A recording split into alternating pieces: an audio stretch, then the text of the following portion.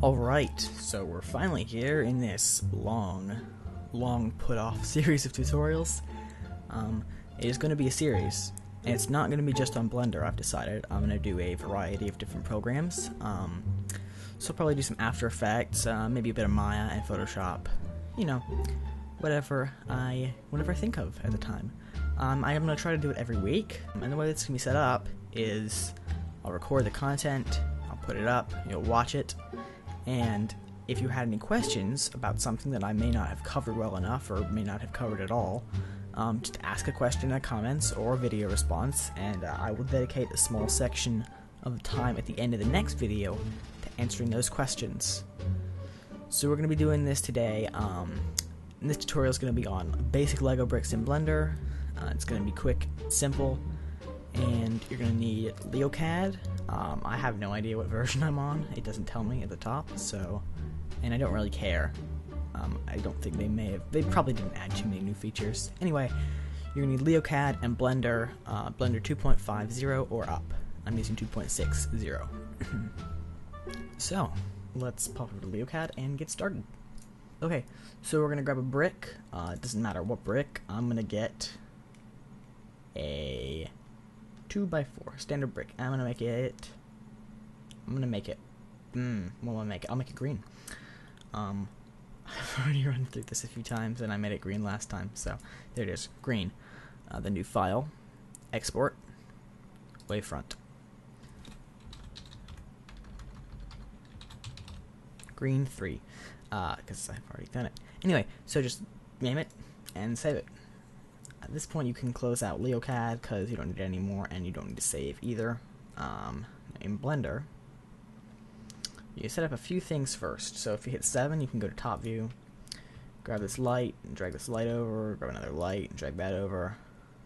So you got your 3-point lighting system, and you can space this out just a bit more. Oh, what there?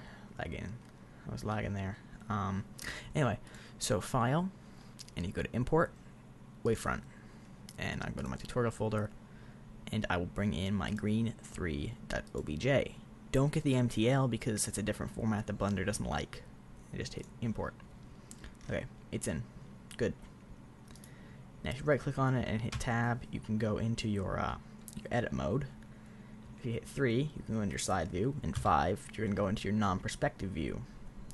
So now you can rotate this and hit Control as you rotate to lock it, snap it so it does not get off axis, and then just drag it up by hitting G. Hit G to just activate the drag function, and that's good.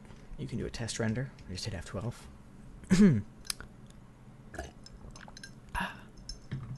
Okay, so it's looking okay. It needs a bit of work there on the specular highlights.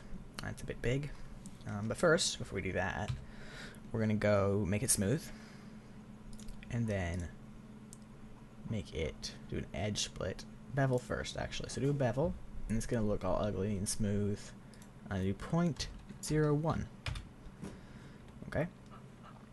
Now, edge split. That's gonna smooth it out pretty well, but not good enough. So we're gonna right click on it again, go into edit mode, and then switch to side view again, non-perspective, and hit Control Tab and shift to face selection mode. And now hit B on your keyboard and mouse wheel click and drag over to deselect those. Okay, then hit N and you'll bring up this toolkit here. You can also just do this. You also just click on that. And you're going to scroll up to the top and bevel weight and type a 1 there. Okay. And the reason we're doing this is for this, you can kind of see that it's not quite round on the edges. It has, the mesh isn't quite high enough resolution on the edge. And to fix that, we're just weighting the bevel, and you can just hit weight, and it fixes itself with 1 click. Okay. Render it again, if you want. Okay, we're doing pretty good. We need to do the material now. So LeoCAD puts out weird materials. They're not the right color. So if you really care about this, you should probably pull up a color chart somewhere on the internet. I'm sure there's one. So just get it about where you want it. And then pull the specular way up. bring the hardness up to about 120 or so. And then you can go down here to mirror and turn this up just a hair. It's a bit too much, actually. Ooh, that's too much. Okay, so put it about there, and you can bring the gloss down just a touch to make it kind of blur. Okay, and now if you hit F12, you render again.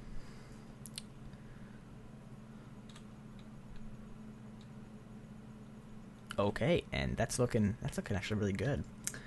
Okay, just to go hit escape to get out of your render view.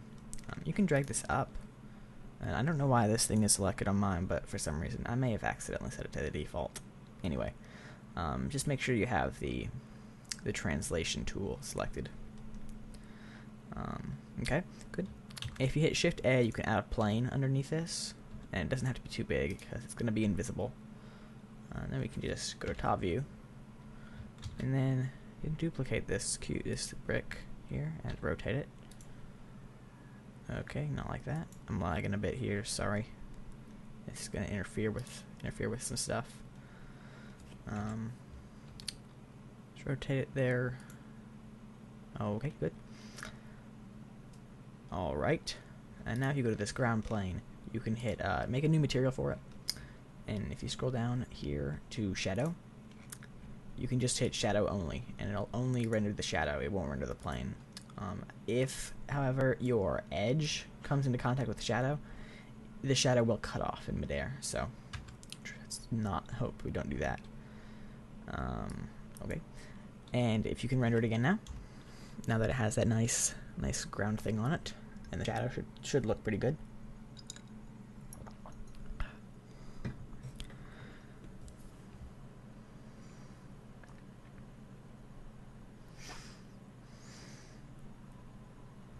Okay, that's really all there is to it. If you want to go a little more, make it a little nicer looking, you can add the Lego letters there onto the studs, and I will show you how to do that right now. Let's see here. So this needs to be rotated back to flat, so it is right there. Yeah. Delete this one. Okay, and go to a new tab or a new layer, and hit Shift A and add text. And if you go to your text and hit tab, you can edit it, and in all caps type Lego. Okay, and we can go down here and believe we can now italicize it. Never mind. Okay, so we need to extrude it just a bit.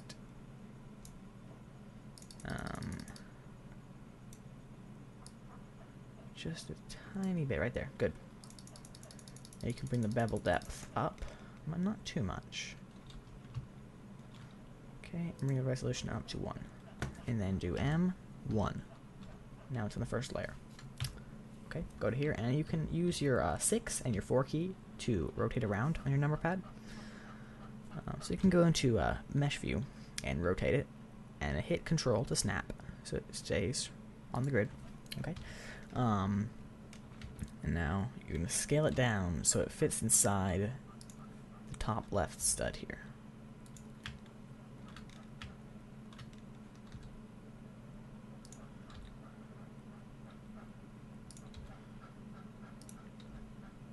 And get this so it's right on the dead center. This you gotta be pretty perfect with this, or the array modifier will not work quite right. And we're gonna array this. We're not gonna duplicate it a bunch of times because that would be stupid. Okay, now move it up. What you want to do is you want to get it, if you can see here, so that this bottom of the bevel is just above the thing. So you want to have it about as much as the bevel above the top of the stud. Okay, so now you can see that. It looks good. If you go over here to the materials, you can just click on this little thing here and just turn it green, like the rest of the thing. Okay. If you hit modifier, you can go array. Okay, and you're just going to want to array this and push it over until it's right there in the same position on the other one. and then make another array and set it to 0, and then use this to move it down and get it right where it needs to be on this other stud here. Good. Okay, and just duplicate it 2 more times. Done. Hit F12 to render.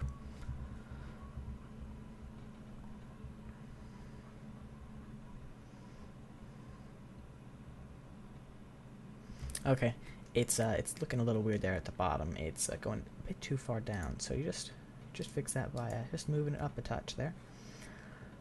And they're not quite visible enough, so to fix that, you just drag it up just a bit more. So there, yeah, right there. Okay, and I'll pause this render and pause the recording.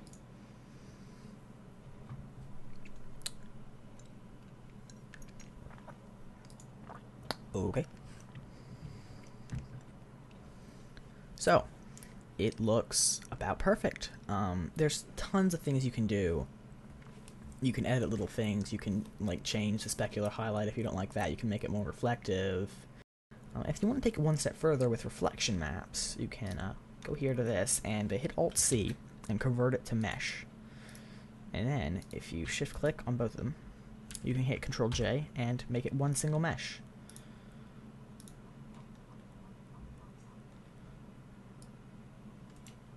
Okay, and for reflections, we can actually just do it a bit. There's an easy way to kind of fake a reflection, so if it's sitting in somewhere.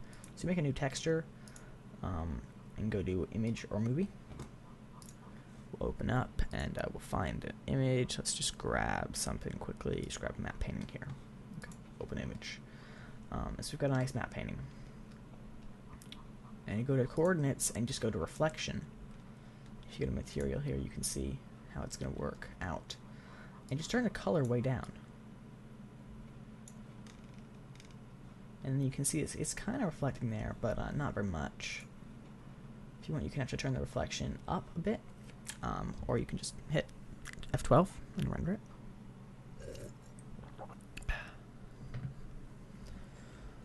Okay, and it's not showing up too well, so you can just go and bring the reflectivity up just a bit. And if you want, you can bring the color of the reflection pass up a bit. You might want to change the reflection to a sphere, so it'll be kind of in the shape of the environment around it, it should be a sphere. Okay, and there you can see a bit of stuff reflected on the studs. It just looks a lot more realistic if it's got something to reflect in the environment. Alright, so that's it for today. If you liked this video, give me a like and feel free to subscribe. If you have any questions of things I didn't cover well enough or didn't cover at all, or just general questions about this series, leave them in a comment or a video response below, and I will answer them in the next video. Alright, thanks for watching. Bye!